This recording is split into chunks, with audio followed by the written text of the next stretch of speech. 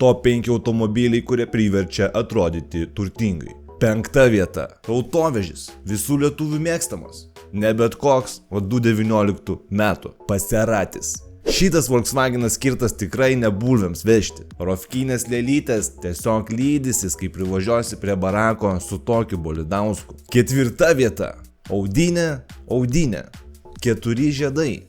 Nesenstanti mašina, prie stiliaus amžinai. Audi A6 C7. 3 mėnesiai Norges Fish fabrike ir tavo svajonė išsipildo.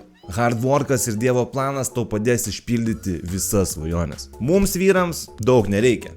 Tik 3 raidžių. BMW. 3 vieta. BMW F10. Svarbiausia būtų juodas, su empaku, su juodais letnikais, su griežtų čipų ir su 3 litrų jėgainė po kapotu. Tu galvoji, kad esi rimtas, bet kad būtum dar rimtesnis, tau trūksta šito bolido. 2 vieta. Mercedes-Benz CLS.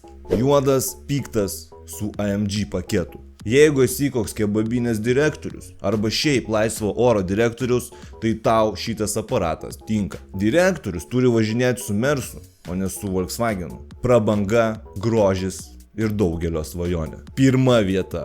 Porsche Cayenne.